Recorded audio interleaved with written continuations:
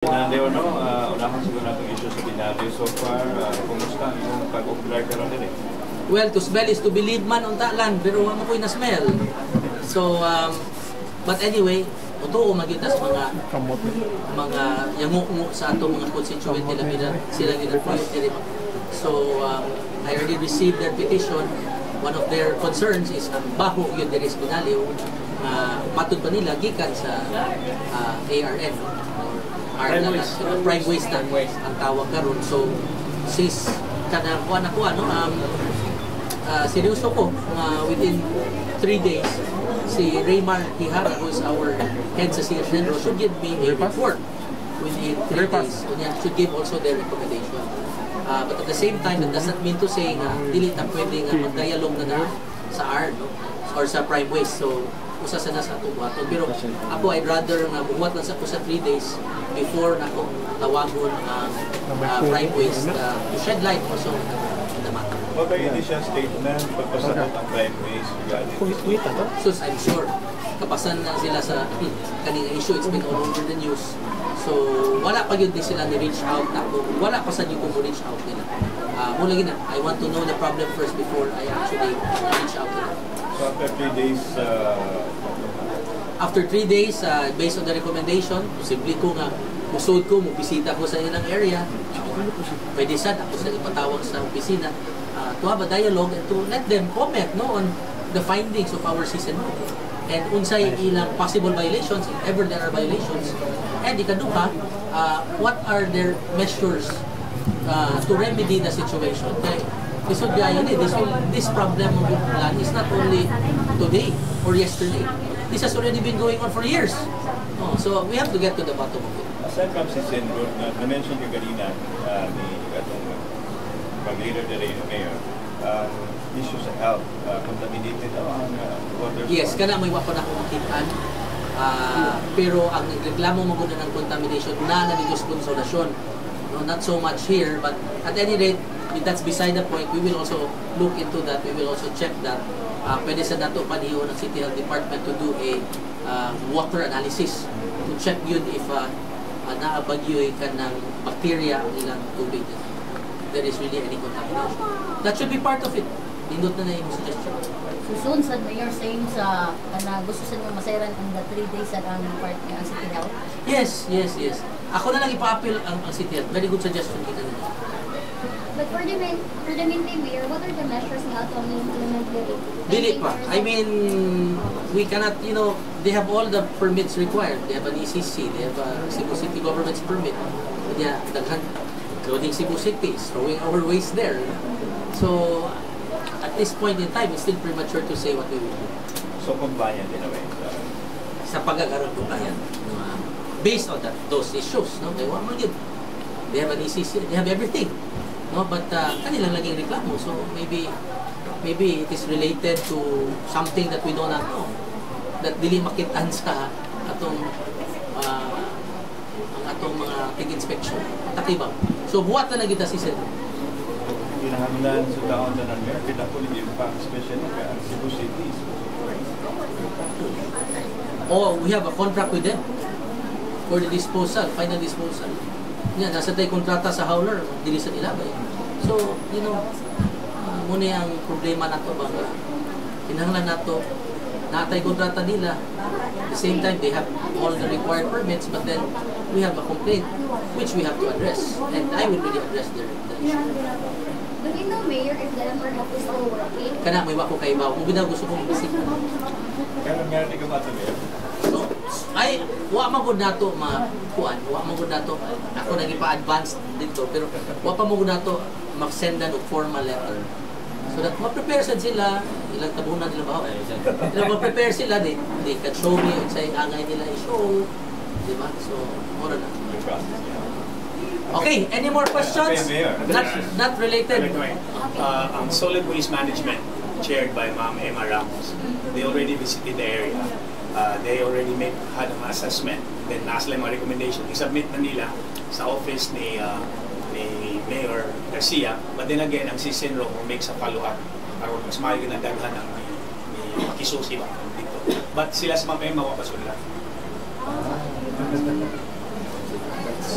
mas mayo, pasudlo, dito, para they can make a proper assessment. Okay. Okay, Mayor, with regards to the landslide, first, my Buhisan Park or sa Tisa? Tisa. Ang nahitabuan do is, I think, Buhisan or... Isa. Buhisan ang Coral. Lalumpagan, Tisa. Pagtagak niya na nasa Tisa. So, ang namatay, taga Tisa, yun. Yeah, so also nahitabo. Well, suko kay kanina, of course, no? Kay akong ipasusi. If number one, naabag yung fencing permit. Number two, naabag yung building permit. In other words, if there were permits that were issued or that have not been issued and then they went ahead with the construction, then that is already a violation. So they are now liable to our ordinances and our laws. So I already requested Councilor Joel Garganera to dig deeper kay Shaman ang environment.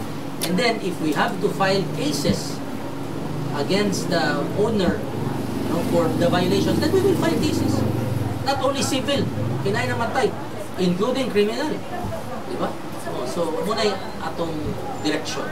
But muna gina, I want to say first, due process ba yun? Pantaga na to, gamay due process. Pero I'm very serious, we will file a case. May time frame nila. May time frame nila. Well, Joel paspas man yung trabaho. So I think by mga Friday, bro, na. Yes. By Friday na siya i-report. And then, you will know by next week if we will be filing cases or not. Initially, like, kasi sa namatay ko na yung mga injured. Everybody, ato nang napatanaw sa Cebu City Medical Center, and the injured were already itanaw na dito sa Cebu City Medical Center. And yes, na And what will happen sa mga natuyong affected ngayon? Amo nang ipag-clear tanan. Amo silang gibutang sa evacuation center or site dito sa eskwelahan sa Tisa. Amo lang ipalayo-layo kay napamugoy eskwela. So, gamay naman, it's only one classroom, gamay naman sad sila, I think they're less than 10 to evacuate. And then, I don't know if you were there, but ang katong tiyanan structure na naa sa katong structure sa building, natagat man dito sa balay dito, di ba? So, all of the debris is still in their house at Tisa. So, what we are going to do is, ang tangon itong tanan debris, ang tangon na itong tanan debris, then that's the only time they can go back and rebuild their house. Okay, so makabalik sila once cleared na. Yes, because I think it is private property. Assistance? Well, I gave personal assistance sa ato naman yan, but of course, the usual nga, ato sila pakanon na DSWS, ato sila pakanon for 3 days, ato sila, well, I can even extend it, depende, one SOP lang ginanap, standard operation procedure lang ginanap 3 days, but after that, ang katulungon, kita yung nagasto, pag-burlay, kita rin nagasto sa Cebu City Government. Yan, dunol sa mga personal yung tabang. Mayor, you were there earlier, Mayor. Yes. Mayor, you were there earlier. What are your assessment or possible violations na ito ang nakita? Easement yun. Una nga, importante ka ng 3-meter easement. You should respect the 3-meter easement. Kaya, ang kanang tukod kag tupad sa sapa, kung yun pinaka-peligroso and very dangerous. Kaya because of the rain, mugimpi na gaya na ang soil, mudahili na gali na. Sumpa na ginatanan, labi na, dili tarong ang pagka-riprap. Which, muna yung nahitabo. So, this was really a violation. Have you already identified the owner? Yes, we already have identified the owner, but I will not state it as of this time. Kuhan pa. Everything is still under investigation. Mayor, wawa sa mga big wala siya. Sus, kadakong posibilidad. Muna nga, one of the first persons I called yesterday, pagkitabo was Architect Catalan. Of course, ang engineering to, ang nahitabo mo gud adto, na bara na hinuon ang sapa. Kaya imagine, na bara yung sapa, sige lang uwan kusog kayo, asa man padung tubig, padaw na sa mga residents. So, very good ang response sa atong disaster, atong engineering. Nagpadaday ng bakbo, na-clear na. So, nanay tubig before. What were the recommendations of the disaster, Mayor? Are we keen on declaring state of calamity? Hindi pasad tingali. I don't think that is an issue as of now, declaring state of calamity. But we will wait, because it is the Disaster Council that will give the recommendation, headed by Councilor Joel Garganera. Pero sa pagkakaroon, huwag mo ginabot pa sa table. So, there's no necessity. There's isa. Tabok ko ngayon, go! San Jose, Mayor. MCWD. Wagas kanunay, walay disturbo. Okay, go ahead. Mayor natin groundbreak karon, what is the reflection of this project?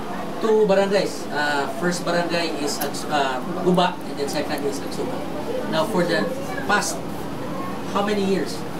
Huwag na sila kakuha og limpyo na tubig gikan sa MCWD tungod sa ilang kalayo silang mga sa ilang barangay o ilang balay. So naagin na sila magsalig sa tubod. Ibang mo taga-bukid, mga city girls and boys man mo. Ba't na sila magkuha og tubig sa ilang sa tubod, no? And of course, it's dahil minerals na, but you know, you can never be assured that it is clean water ba and potable. So anyway, nalipay kayo po. After so long a time, for the first time in the history nila, pila ni sa katuig nagpuyo diha, makakuha na sila og direct access from MCWD, ang pipes directly to their houses. And this will affect about, this will benefit rather about 5,000 homes, matud pa sa MCWD. So malipayon kayo ta. No, ang kuan lang, subo lang kayo nga it was so much delayed kay 1 year had passed, kapin pa guys 1 year, wala aksyon ni ang ilang excavation permit. Na importante yung kay itong excavation permit kay para it will now allow them to dig underground and put their tubo or their pipes, ilay down nila sa ilang tagsa-tagsa ng mga balay.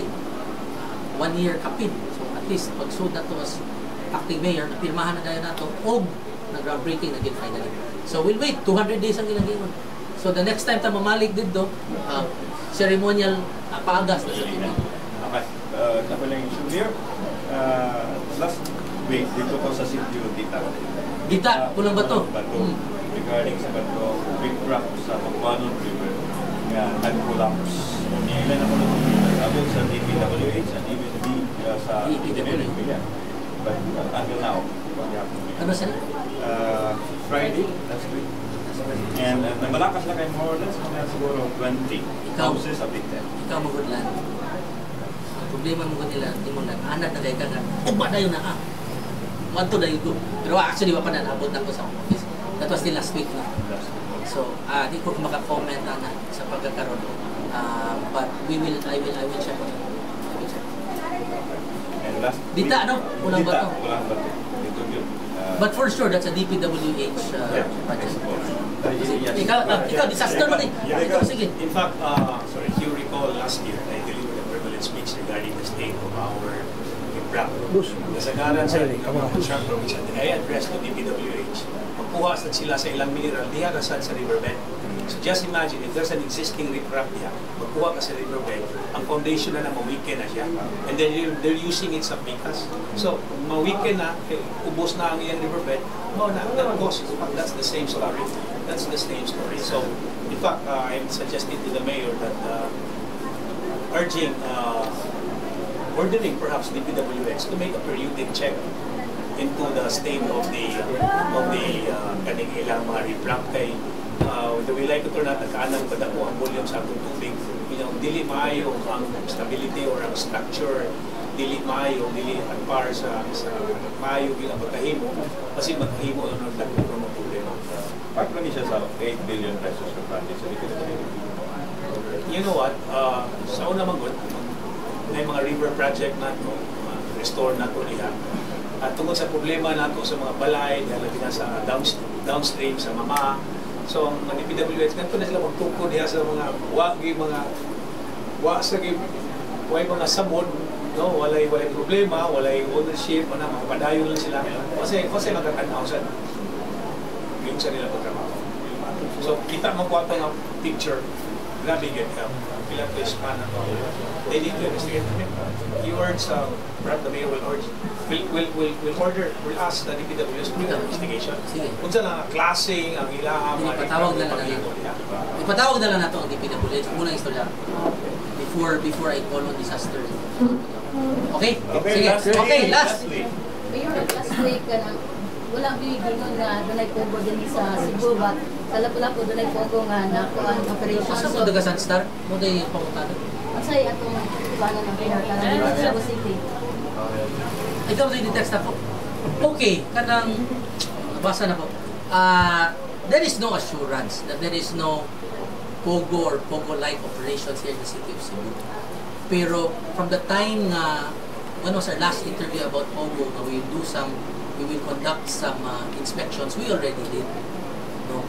And we found out na naay uban nga kanang, how do I say, kurang e-games ba? Internet games na ay e-games without common makay na. So bisag ka ng mga lahat sa na. Inyuha mo na. So kanang mga e-game, no, mura good. It's just like scatter, but you're doing it at your home or or wherever else. Pero na sila sa usa ka lugar.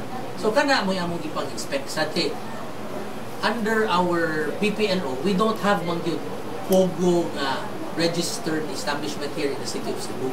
Unlike in Luzon, Manila, naamang yun, it's really under their registration nga Pogo yun. So sila sa Cebu City, wak yun kita. But just to be on the safe side, kaning mga e-games, kaning mga electronic games, tanan mga establishments, amo na nangipaadto with PPLO, si Terence Saavedra, o ang Philippine National Police, ni Colonel Caniente. So they were able to go gani, ilan yung ipadadaan og mga pictures. So everything man is in order. But dili sa gugo maingon ninyo ha nga kanang hindi ko makaingon nga wala ha. Pero so far sa amo nakit-an, may nakita. For example, kani siya, yato siya sa kaning Juanito, kanini or dito na pita. Kita daw kasi sa diha na pita. So naagi na ilag yung ipang-inspect. Ipang-inspect nila tanan. Naaman tanan. Pagkor o naasad. Pero this is not for na, yun big win. But this is not Pogo. This is just e-games which is allowed. O sige, akong ipang-inspect. So ilas nang ipitsura ng sodo. So, kumana naman eh. Last month, pati ngaliwa lang ko katag din yung report. Muna ilang ipang tiga ka computers. Pati siya all legal. Muna yung naniguro lang may nga illegal. So, wa masagin may nakita. So, kanami na kong question. Illegal man lang. So, hindi na makita sa mga mata. But so far as those who are registered, among ipatanaw, we check. Huwag may nakita. But that does not mean to say na wala illegal Pogo like here in Cebu City. So far, sa among tanaw, Design dan po sa Cebu City Police Office. Waman. Wala po, paborito ko kayo nasa mga Pogo. Di ba, tanuhan ang bilang katulog.